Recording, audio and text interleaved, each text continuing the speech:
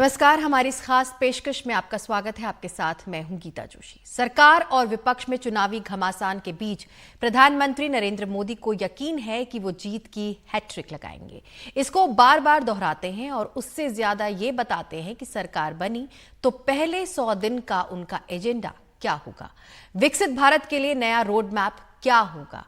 इसे समझने के लिए देखिए हमारी ये खास रिपोर्ट।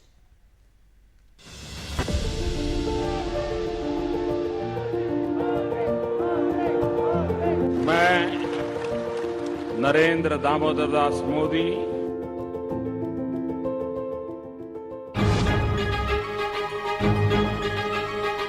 आपको सिर्फ ये सुनाई देता है 400 पार। आपने की बोले मोदी का गारंटी की जून महीना के बाद सबको जेल में भर देगा। जो लोग नारा लगा रहे हैं 400 पार का, इस बार बिहार की धरती उनको धूल छिटाने का काम। मैं देश का पहला चुनाव देख रहा हूं जहां विपक्ष जीत का दावा नहीं कर रहा। जो हमारा न्याय पत्र है, इसमें हमने कुछ ऐसी घोषणाएं की हैं जो हम चाहते हैं कि जब हमारी सरकार आएगी हम आपके लिए करके दिखाएंगे। जहां दूसरों से उम्मीद खत्म होती है, वहां से मोदी की गारंटी शुरू होती है।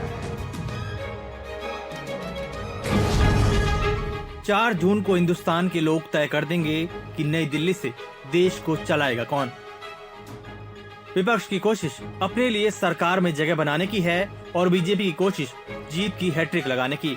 मुझे बताओ, मोदी जी को तीसरी बार प्रधानमंत्री बनाना है या नहीं बनाना है? इन कोशिशों के बीच प्रधानमंत्री नरेंद्र मोदी अपनी जीत को लेकर इस कदर मुतमईन हैं कि नई सरकार के पहले 100 दिन का रोड मैप बनाया जा रहा है। अभी 100 दिन में चुनाव में बिजी हूं, तो आपके पास भरपूर समय है। आप सोच के रखिए, क्योंकि शपथ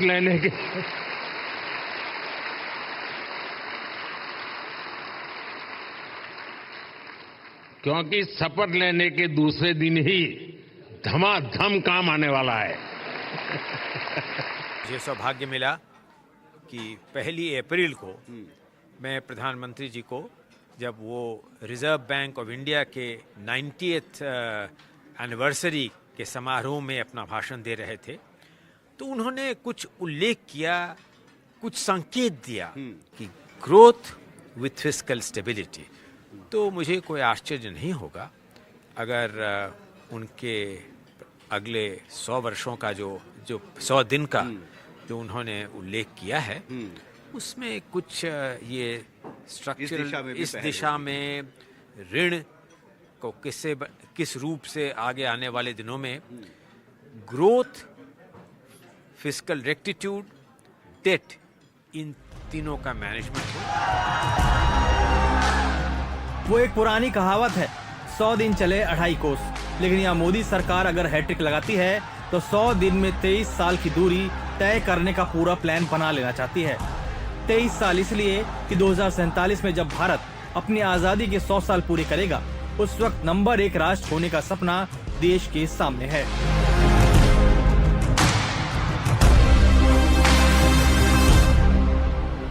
ग्लोबल चैंपियंस की क्रेडिट जरूरतों से लेकर रेहड़ी पटरी वालों तक की जरूरत को, कटिंग एज सेक्टर से लेकर ट्रेडिशनल सेक्टर तक की जरूरतों को हम पूरा कर सकें, ये विकसित भारत के लिए बहुत जरूरी है। मौजूदा जो इकोनॉमिक सिचुएशन है, जो अर्थव्यवस्था की स्थिति है, उसमें सरकार की क्या प्राथमिकता होनी चाहिए? अब चुनाव के बाद में जो है रिफॉर्म प्रोसेस कंटिन्यू करता रहना चाहिए।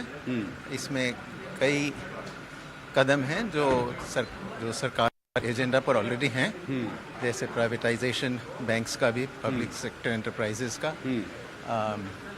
लेबर लॉज का इम्प्लीमेंटेशन।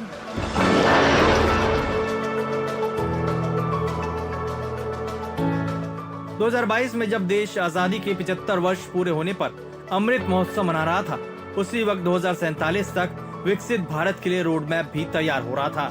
आत्मनिर्भर भारत ये एक प्रकार से शब्द नहीं, ये आज 130 करोड़ देशवासियों के लिए मंत्र बन गया। यानी नई सरकार अगर पीएम मोदी की बनी तो अगले 100 दिन के लिए जिस एजेंडे की बात हो रही है उसके लिए बीते 2 सालों से मेहनत की जा रही थी। इसमें सभी मंत्रालय को शामिल किया गया, सबसे रिपोर्ट मंगाई गई, यहाँ तक कि राज्य सरकारों से भी विस्तृत सलाह मशवरा किया गया। इनके अलावा प्रबुद्ध वर्ग, उद्योग जगत, सिविल सोसाइटी, वैज्ञानिक संगठनों और युवाओं से सुझाव मांगे गए थे। इसके लिए अलग अलग जगहों पर 2700 से ज्यादा बैठकें आयोजित की गयी और 20 लाख से भी ज्यादा युवाओं के सुझाव मंगाए गए। अब उन सारी रिपोर्ट की निचोड़ विकसित भारत के लिए रोड मैप का आधार बनने जा रहा है। लगभग 35 दिनों तक आम सामान्य व्यक्तियों तक पहुंचने के लिए, उनके सुझाव लेने के लिए 916 वीडियो वैन्स देश भर में गई। उन्होंने भ्रमण किया। 3500 से ज्यादा विधानसभा क्षेत्रों में उनका दौरा रहा। 100 से अधिक शहरों में सभाएं, मीटिंगें रखी गई, जिसमें हजारों अलग अलग सुझाव जो माननीय मंत्री, हमारे पार्टी के नेता सहभागी हुए, उसमें उन्होंने संकलन किया। वैसे तो प्रधानमंत्री नरेंद्र मोदी ने लाल किले की प्राचीर से अगले 1000 साल के भारत की रूपरेखा सामने रखने की कोशिश की है, लेकिन इस चुनावी मौसम में सवाल यही है कि अगर मोदी सरकार की वापसी होती है तो अगले 100 दिनों का उसका एजेंडा क्या होगा, भविष्य की रूपरेखा क्या होगी और साथ ही 2047 तक विकसित भारत की संकल्पना को पूरा करने के लिए क्या रोड मैप होगा। इतना तो स्पष्ट दिखता है कि अगली सरकार के पहले 100 दिन के एजेंडे में विकसित भारत के रोड मैप का जो ब्लूप्रिंट होगा वो राष्ट्रीय दृष्टिकोण, आकांक्षा, लक्ष्य और एक्शन पॉइंट को समाहित करेगा। जाहिर है कि विकसित भारत के लक्ष्य को प्राप्त करने के लिए आर्थिक सुधारों पर सरकार का पूरा फोकस रहेगा। Next generation of economic reform का फोकस क्या होना चाहिए आपको लगता है, अगर विकसित भारत बनना है भारत को? तो देखो, बहुत चीज़ें हैं। कई तो जो कोशिश की गई थी पिछले 5-10 साल में और वो रह गए इन अ सेंस। एक तो सबको पता ही है, लेबर कोड, 4 लेबर कोड्स पास हो गई हैं। तो ऐसे कई चीज़ें प्रपोज की गई पर मेजॉरिटी नहीं मिली या जो भी इशू नहीं हुआ है। हाँ, सो ऑल वो सब चीज़ें तो करनी पड़ेंगी। प्रधानमंत्री नरेंद्र मोदी ने पहले ही संसद में बीजेपी के लिए 370 और एनडीए के लिए 400 से पार का नारा दिया था। अब गेंद मतदाताओं के पाले में है कि वो आगे क्या फैसला करते हैं, लेकिन 10 वर्ष तक सत्ता में रहने के बाद भी प्रधानमंत्री मोदी को पूरा यकीन है कि जीत उन्हीं की होगी। इसलिए खबर है कि उन्होंने अधिकारियों को अपनी नई सरकार के पहले 100 दिन का एजेंडा और रोड मैप के बारे में बता दिया है। इस रोड मैप की मंजिल क्या होगी, ये प्रधानमंत्री खुद बार बार कहते रहे हैं, 2047 तक एक विकसित भारत। पिछले महीने मौजूदा कार्यकाल की मोदी मंत्री परिषद की आखिरी बैठक में पहले 100 दिन के एजेंडे पर विस्तार से चर्चा हुई थी। सरकारी सूत्रों के मुताबिक पहले 100 दिन के एजेंडे को लेकर एक विस्तृत प्रेजेंटेशन भी दिया गया। इससे पहले कैबिनेट की बैठकों में पीएम मोदी ने सभी मंत्रियों से कहा था कि वे अपने अपने मंत्रालयों से संबंधित 100 दिन के एजेंडे को कैबिनेट सचिवालय में भेजें। जाहिर है कि सभी मंत्रालयों के सामने ये चुनौती है कि अगले 100 दिन में वो क्या क्या करेंगे, जिसकी तरफ पीएम मोदी बार बार इशारा कर रहे हैं। मसलन इलेक्ट्रॉनिक और सूचना तकनीक मंत्री अश्विनी वैष्णव को सुनिए, जिनके मुताबिक बिग टेक्नोलॉजी में बड़ी पॉलिसी बदलाव और सुधार हो सकते हैं। The harms that can be caused to society, especially using deepfakes, misinformation, that must be controlled, and I think we need a new law in this case. We are very widely consulting with the industry and stakeholders, and right now we are in the election process, so I cannot say anything, but immediately after the election process we must work on a new law on this. ये सारी चीजें तो दृष्टिकोण की बात हुई, जो किसी भी सरकार के पक्के इरादे और ईमानदार नीयत से जुड़ी होती है। मोदी सरकार अगर तीसरा मौका पाती है तो एनडीटीवी को मिली जानकारी के मुताबिक आर्थिक प्रगति के लिए कई महत्वपूर्ण कार्यक्रमों की शुरुआत की जा सकती है। ईज ऑफ लिविंग को बढ़ाने के लिए कई कदम उठाए जाएंगे। ईज ऑफ डूइंग बिजनेस को बढ़ाया जाएगा इंफ्रास्ट्रक्चर में मजबूती लाने को लेकर कई एक्शन पॉइंट भी तैयार किए गए हैं। समाज कल्याण के लिए कई महत्वपूर्ण कदम उठाए जाएंगे।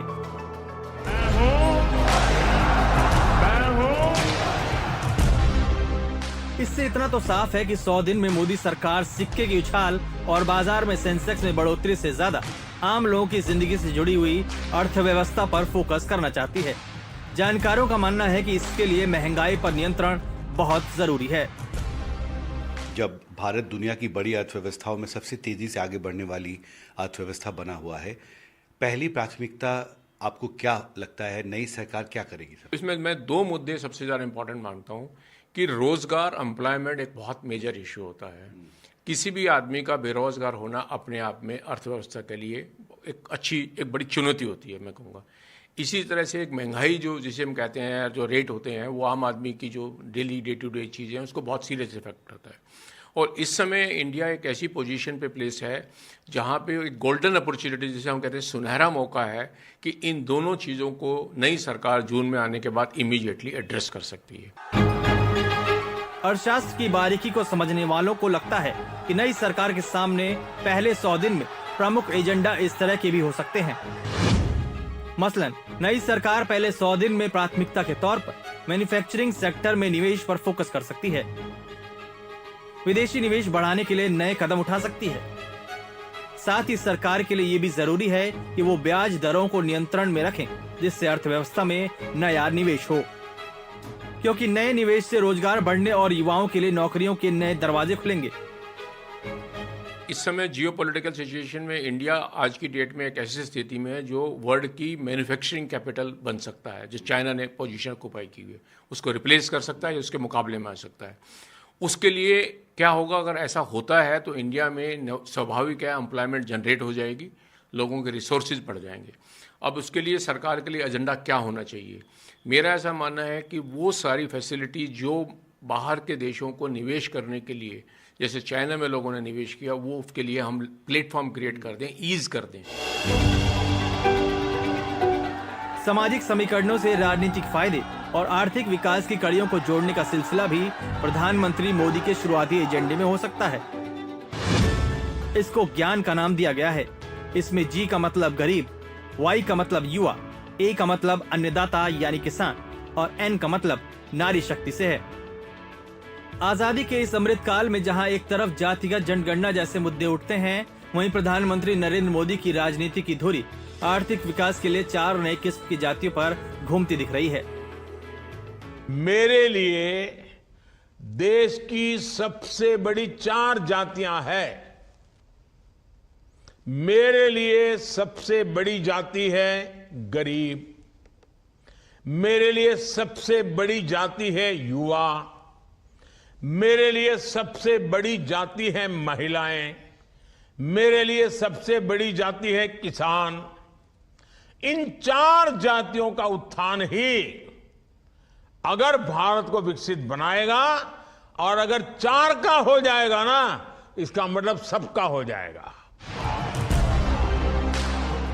पीएम मोदी आत्मविश्वास से भरे हैं कि उनको बहुमत जरूर मिलेगा।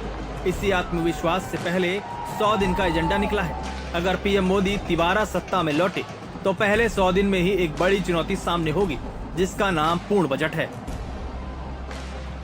पहले से प्रधानमंत्री जी, पहले से मतलब पिछले से अगस्त सितंबर से लगातार धीरे धीरे जब प्रयत्न हमारे तरफ से शुरू हुआ कि बजट के लिए क्या, कैसे हम क्या करना है, और एक्चुअली सितंबर अक्टूबर में से आमतौर पर कंसल्टेशन वगैरह होता है, वो कंसल्टेशन इस बार हम नहीं किया, क्योंकि मैंने जब प्रधानमंत्री जी से एडवाइस ली और उनका ये कहना था स्पष्ट, ये वोट ऑन अकाउंट है, आप कंसल्टेशन अब करने में क्या फ़ायदा, जुलाई के बजट में करना, उसके लिए करना उचित होगा, वो तो अभी नहीं करोगे, बाद में करोगे।